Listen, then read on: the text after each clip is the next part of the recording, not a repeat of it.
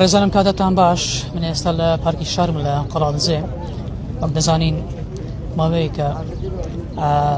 لە چەند ڕۆژی ڕابردوودا لە چەکدارانی گرۆپە چەکدارەکانی سەر بە دیمەشق یان خۆت سووریا هێرشیان کردو سەر دوو گەڕەکی ئەشرەفیە و شێخ مەنسوور لە شاری حەڵەب لە سووریا.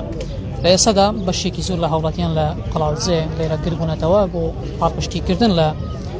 کوردانی ڕۆژئاوا ئەو شێوەی شار و شارچووەکانی کە هەرێمی کوردستان لێرەش خەڵکێکی زۆر کۆبوونەتەوە هەڵیشتنێکی زۆر کۆبوونەتەوە بۆ پاڵپشتیکردن لە ڕۆژئاوای کوردستان. من دەبێت قسە لەگەڵ هاوڵاتیان بکەم، هاوڵاتیان بدوێن لێرە کاکو دەماتە باش بە دەم باش سەلامەت بخێر بێت. وەڵا پەیامات چییە بۆ ڕۆژئاوا کوردستانێ؟ وەڵا پەیام ئەمە ئێمەش وەکو هەموو کوردە کامرۆ هاتوون لێرە دەنگی خۆمان بگینە بە شەروانانی خۆمانی کە ئێستا لە شێخ مەسعود ئەشرەفی چەند ڕۆژێکە لەمبەر ئەو نازم ئەو زلمدارانە ڕاوەستاوین کە نە دین دەزانن نە عەقیدا دەزانن. ئێستا من پێشکە بێمە بۆ خۆ پێشاندان کە لەسەر زۆر تەلەڤیزۆنە کوردیەکانم بینی کەناڵە کوردیەکانم بینی کە یعنی تا مزگەوتی بەردەوام کراوە، یعنی ئەمە لە ڕووی دیندا دوور لە دینن، لە ڕووی کوردایەتی لە ڕووی مرۆڤایەتیدا دوور لە مرۆڤایەتین. بەس ئەوەیە کە من دەزانم ئێمە کورد زۆر بتوانن زۆر بەقەوەتی ئێمە کورد دەتوانین ئەگەر بە ئەم شۆڕەشەی بە ئەم ئەوەی کە ئێستا لە ئەشرەفی و لە شێخ مەسعود و داوە یعنی دەتوانین لە هەمبەر هێزی دووەمی ناتۆ ڕاوەستی کە ئەوەش تورکیا بە هێزی خۆی بە هەموو تورکیا و بە هەموو سووریا ناتوانێت کورد بە 5 ڕۆژە ناتوانێت لە دوو گەڕێک بشکێنن کە ئەم ڕۆژی کورد لە شێخ مەسعود و لە ئەشرەفی بکەشێت یعنی سەرکەوتن بۆ کوردان نەکەوتن بە کوردە. کورد قەت ناکەوێت چونکە 5 ڕۆژ بوو 250 شەروانین کە ئاسایشی خۆمان ئاسایشی ناوخۆی کوردی لەناو ئەشرەفی و شێخ مەسعوددا شەڕی ئەم تانک و تایارانە دەکەن ئەوەنە بە 50,000 کەسن و ناتوانین کورد بشکێنین. ئێمەش ئەمڕۆ هاتون وەکو کوردێکی بە شەرەف و بە قیرەت هاتون لێرە دەنگی خۆمان بگینە بە ئەو شەروانان بژی شەروانێن شێخ مەسعود بژی شەروانێن ئەشرەفیە بژی بەرخوڵانە کورد و بۆ ڕۆژهەڵاتی سڵاو و ڕێزمان هەیە کە ئەمڕۆ لێرە دەنگی خۆمان دیگینە بۆ شەروانانی ڕۆژهەڵاتیش ئینشەڵڵا هەر چوارپەرچەی کوردستانمان سەر دەکەوێتەوە بژی کوردستان. زۆر سپاس چاواکەن. بەڵێ ئەگەر هاوکارم دیمانەکان بگوازێتەوە هاوڵاتێکی زۆر لێرە بۆنێتەوە بۆ پشتگیریکردن لە ڕۆژئاوای کوردستان وەک ئاماژەم پێ دەڵێ ئێستادا سەردەمچین و توێژەکان لێرە هەم کەسایەتی حکومی و حزبی منداڵان ئەگەر سەیری ئەو منداڵە جوانانە بکە لێرە هەریکە دروشمێشیان هەڵگرتووە هەریکە دروشمێشی هەڵگرتووە هەریکە دروشمێشیان هەڵگرتووە ینی گزارش لە بەرخۆدان و لە یەکڕێژی کوردەکە لێرە. دەمەوێت قسە لەگەڵ هاوڵاتێکی تر بکەم ئەگەر کامێرەمان هاوکارم بێت. سڵاو لەوە بێت پەیامەوە چییە بۆ ڕۆژئاوا؟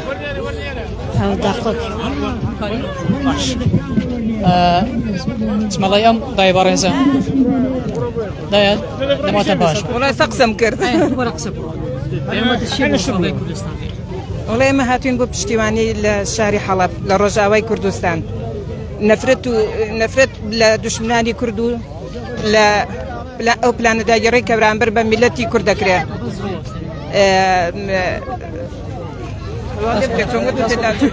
باشە دەست خۆشێت.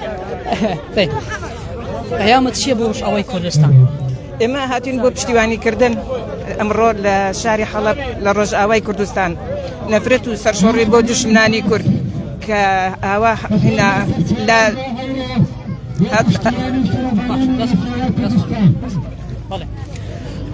ئەوەی دەیبینن ئەمە هاوڵاتیانە لێرە هاوڵاتێکی قسان سەرکردبوونەتەوە دەیانەوێت پەیامی خۆیان بگەێنن بە ڕۆژئاوای کوردستان کە هەمومان لەگەڵ ئێوەی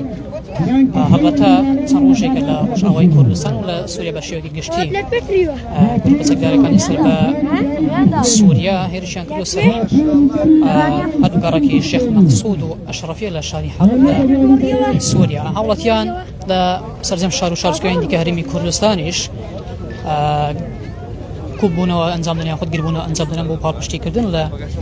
ڕۆژئاوای کوردستان لە ئەو کەسانی کە بوو نمونە لە هەردوو گەڕەکەی ئەشرەفیە و شێخ مەسعود لە شاری حەڵەب. ئەمانی دەبینەمە دیمەنی ڕاستەوخۆی نێوباغی شاری قەڵادزێ.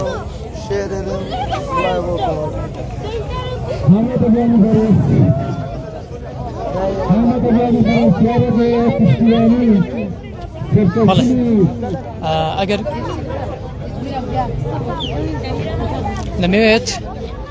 ڕێکخەرانی گربوونەوەکە کەسێک بدوێنم ئەگەر کەسێکیان لێرە بێت کاک عەلی لێرەیە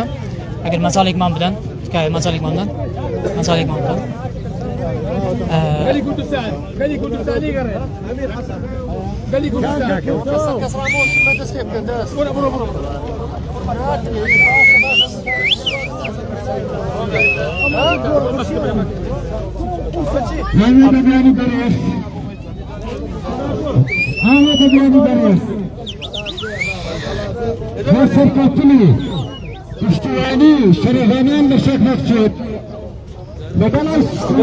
جدواني ودك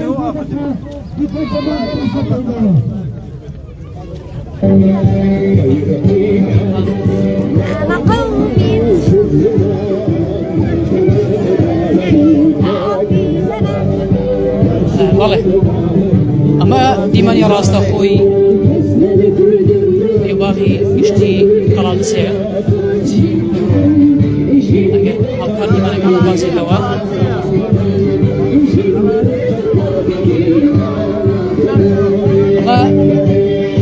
کچ و کوڕانن و هەروەها منداڵ و لاو و گەنج و پیر و ژن و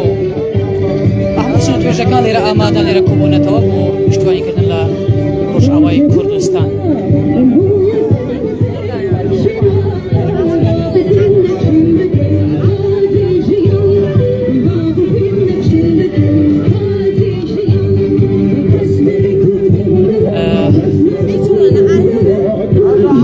مەجاڵێکی بدەن ئەمە